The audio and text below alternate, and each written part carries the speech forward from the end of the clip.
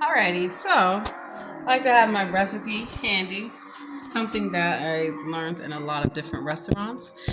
They don't always have the paper cookbooks and things like that, recipes. So having a tablet comes in handy. Where's my coat?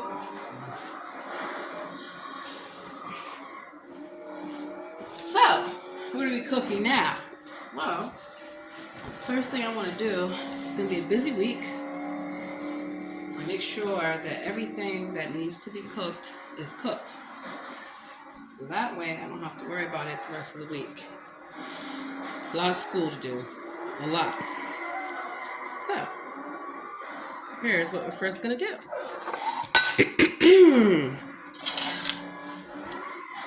Please get a crock pot. You don't even have to get a big one. Small size works great.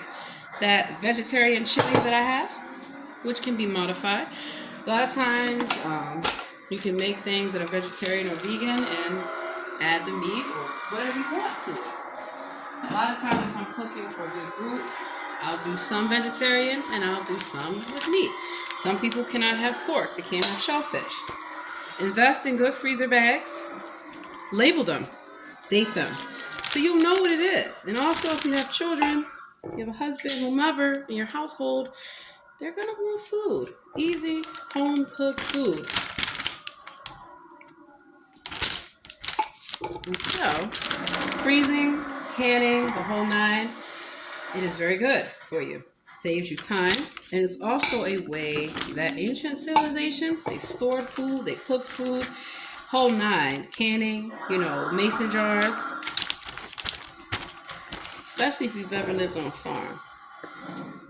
You know the value of making sure you don't waste your product, your produce, keeping things fresh. So I'm watching Jack Reacher. Pretty good so far.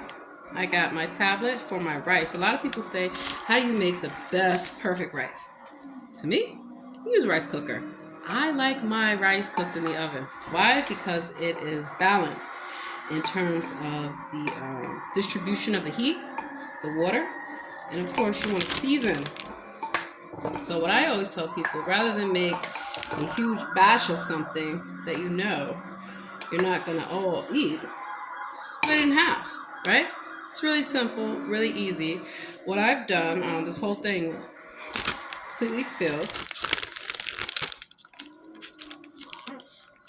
You can portion out just like you would do in a restaurant, so things, last. So if you make a big batch of something, small batches work great, but also you can freeze half. So this is just, this is what, 2 servings right here.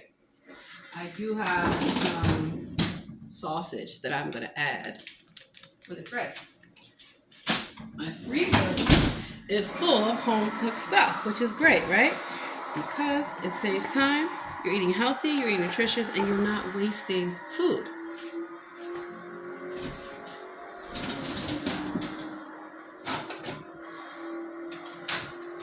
You look for that top.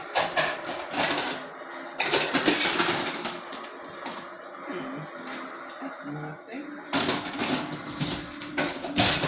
And then, when it comes to vegetables, I love fresh produce, right? I buy a little bit of fresh, a little bit of frozen, and cans. Canned stuff works very well.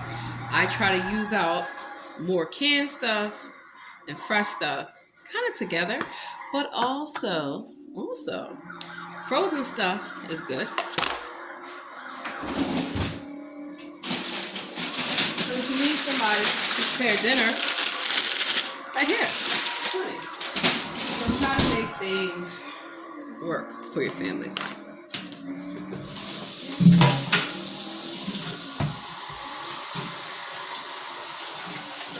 So I'm washing out this fish.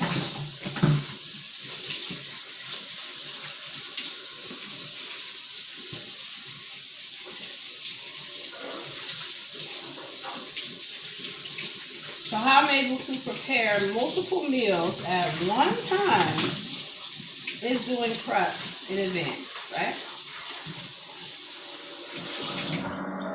And also prepping ingredients that can be used for multiple things. I really want to finish putting up my wallpaper, and I want to start painting the dresser I have for my daughters. As you can see here, it's nice, it's healthy, and it's hardy.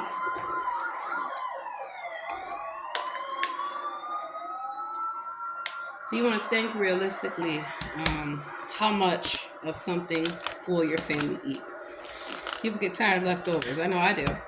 Easy way to minimize your leftovers is to proportionally cook your food and prepare it. Now, granted, you never know when something's going to be a big hit and people are going to want more. So working in a lot of kitchens, and even for catering shops, you always want to make more, right? You never want to run out of something. You've ever gone somewhere and like the special of the day or whatever they're known for, they're completely out of it? You have to pay attention to what you are purchasing.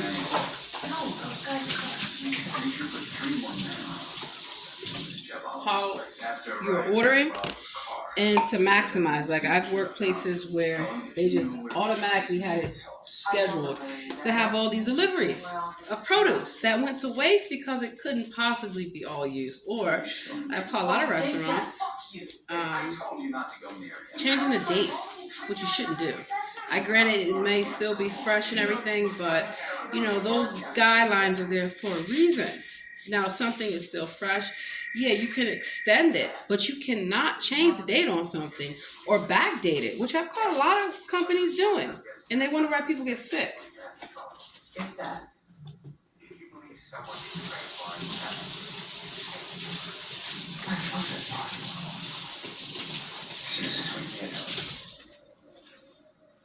So this is enough for 2 people. Gonna need another serving. No problem. 2 things. One, and that's why I kind of like these containers too, because they're the perfect size portions. A lot of times what you can do, even with dinner, you can have it set up so everything is ready. That's what I used to do for a lot of different clients. Get up really early in the morning, and some stuff, you can obviously do in advance. Make sure you pay attention to expiration dates. You cannot mix old product with new product. For example, if you have a thing of chicken and it's past the expiration, the 4-hour window that it has to be in the that time temperature zone, you can't put new chicken on top of the old chicken and mix it in. I have seen this. I'm like, oh my God. Just like a cross-contamination. So what I always do with my containers, especially after I've, just did what I just did, I want to keep them clean. And I want my refrigerator to stay clean, and surfaces that you touch, the whole 9. So if you do wear gloves with food prep, you have to change your gloves, and you have to change your gloves between going from one type of food product to the other. You don't want cross-contamination. Let's see. So, that is done. Go in the fridge. Alright, need some more tea. This is my little turmeric ginger peach tea. Still got some left. Voila. Stay hydrated while you're cooking. A lot of times it's easy, especially when I worked in coffee shops. You be drinking coffee all day long and tea. But you gotta have water, fresh, beverages, and I love iced tea. I like hot tea too, but some teas just taste better to me iced. And then because I'm gonna need to make some more tea later, I already have some nice cold filtered water. So when I boil up that tea, right in there. I also like to recycle these containers. They're really good for making up your own concoctions. Sometimes if I know I have a lot of things to do in the morning, I like iced coffee, like hot coffee, different versions, but I can make some chai latte right in here. It's already done. Same thing with different kind of beverages that your family likes. Easy. This is some really good apple juice. No sugar added, 100% apple juice, Honey Crisp style. So knowing the different types of fruits and vegetables, flavor profiles goes a long way. So now that I have that done, I can move on to the next two things I'm gonna do.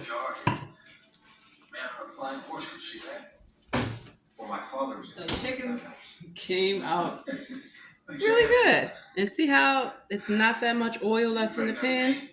You want to eat healthy. You got to cut down the oil and the salt.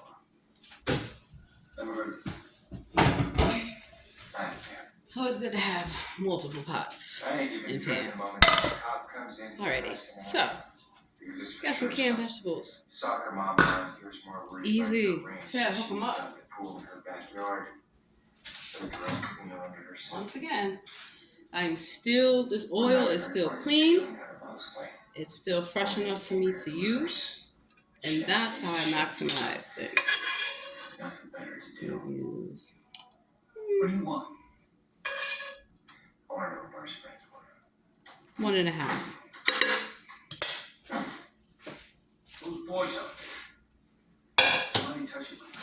Go ahead.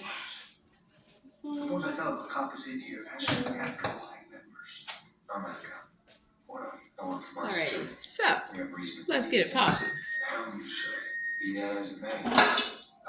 Now, depending on how many people you're serving, obviously, will depend on just how much you're using.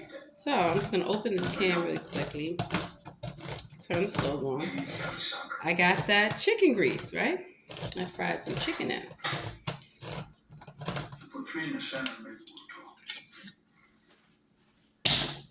In here, we're gonna do some onions.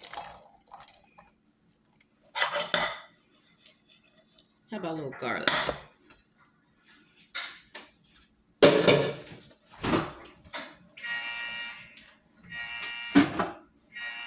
I like minced, saves time. Always use a separate utensil for when you are going in a jar.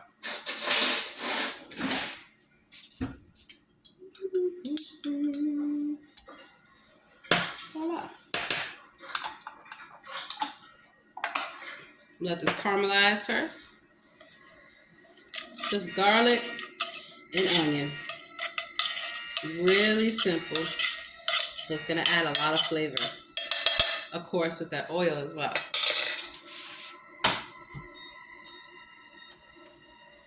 Alrighty, so once that finishes caramelizing,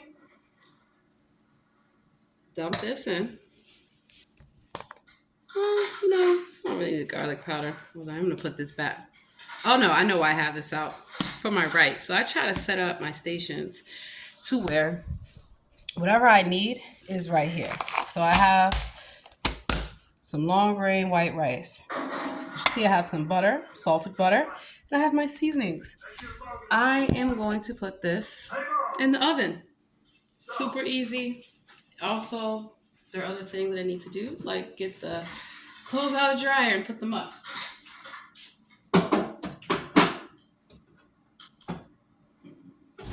Let's see. What else do I need? It's always good to think things through, and I like to talk myself through the process. Even when I am training and instructing other people, it comes in handy. I'll tell you how I passed my driver's exam on the first go around. I talked myself through the step-by-step process, right? Working in the science field, there are processes for things. And sometimes it's easy to remember things when you speak them into existence, like calling them out, and helps you remember the process. And so the driver, he said, the instructor said, I've never seen anybody do what you just did. But you did everything. Like even when I was teaching people how to drive, I taught them how to parallel park. Got the cones, took them in the parking lot, and showed them step by step. So it's always good that if you can't remember everything, that you have things written down.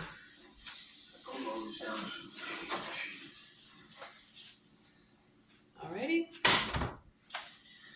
Measurements. matter. A lot of times for rice, it's normally 2-to-1 ratio. So 1 cup of rice to 2 cups of water. Depending on how you are cooking it, the whole 9, you may have to modify that.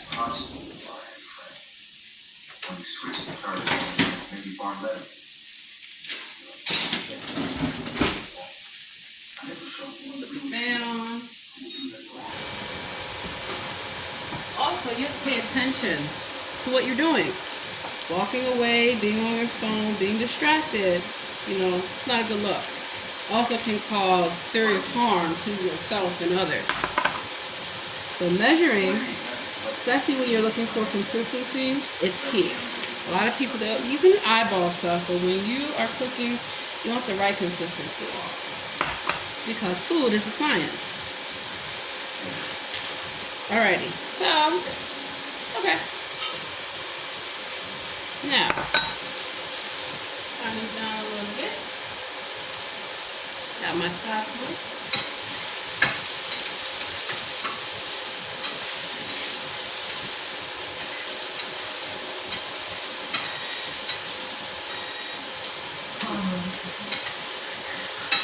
Smells really good. This needs to be labeled because you opened it. You want to know how long it's good for. When was it open? FIFO. First in, first out.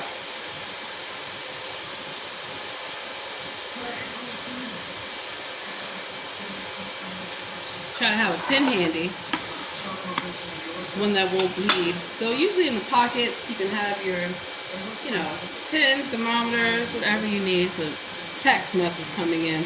I'll get to that later. Today's the 16th. White rice. That way whoever comes behind you, or let's say you're working in the kitchen and someone has to take over your shift, you want to leave things clean, organized, and ready for the next shift to begin. Alright, check this out.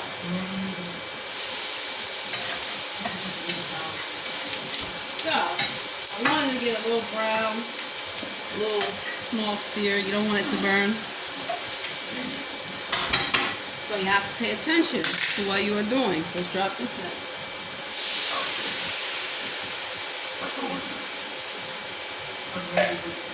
I'm only making enough for the purposes of this video, but for a family of 4, you're definitely going to need 2 cans.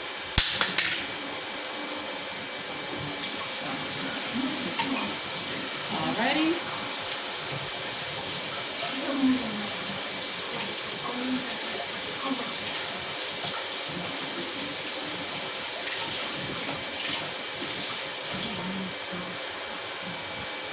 Bring you guys over here, get a good look.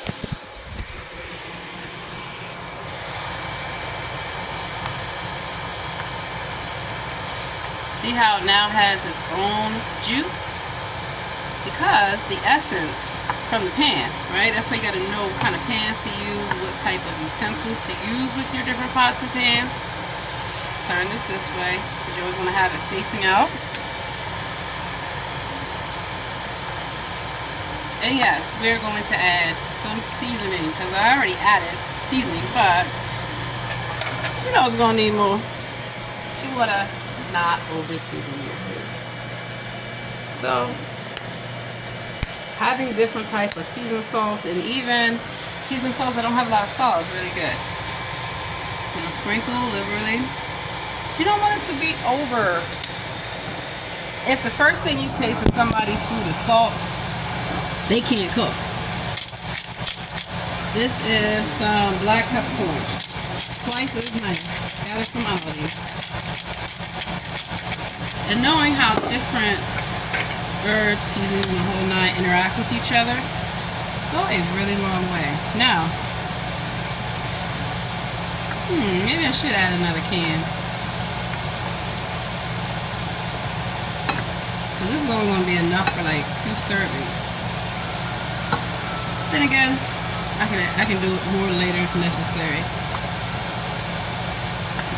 I'm going to show you. Super easy. Super easy. and healthy and flavorful. Now, a lot of times if I have some bacon or even turkey bacon, I will put that in the pan with some of that oil and bring up the essence. All right, next up, rice. Watch something, y'all. You can do this. You can actually season your rice while it's cooking before it cooks. I don't like to cook anything without having it properly seasoned, whether it's the water, whether it's the broth, whatever. So this is some Italian herbs. Now keep in mind I have chicken and I have that lovely gravy. So I want the flavors to complement each other. Chicken bouillon, chicken stock goes in well.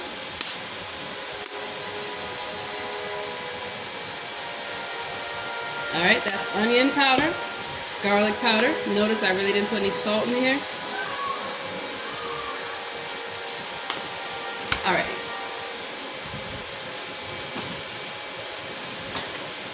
So, let's see what we got in the fridge.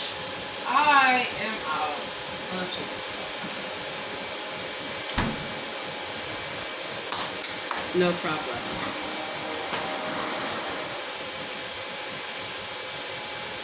You know what I'm going to do? Put some of the gravy in here.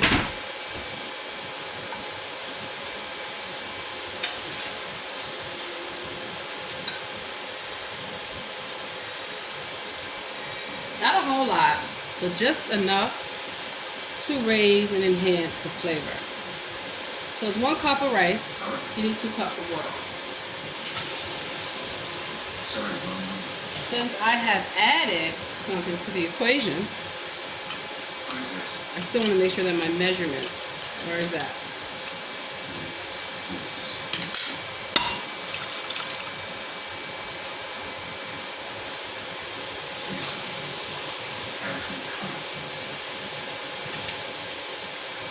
Yeah. Oh, I did put a little bit of kosher salt in there. Disclaimer. So, I'm stirring this up, as you all can see.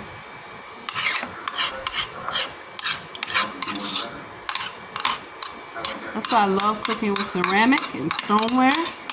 You don't have to worry about harmful chemicals getting into your food, like with some aluminum and stainless steel and even copper pans.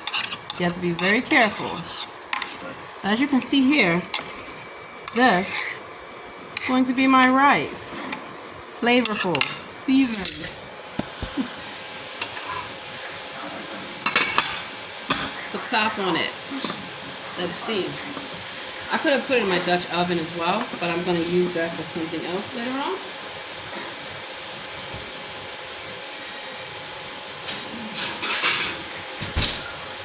Set a timer so you don't forget.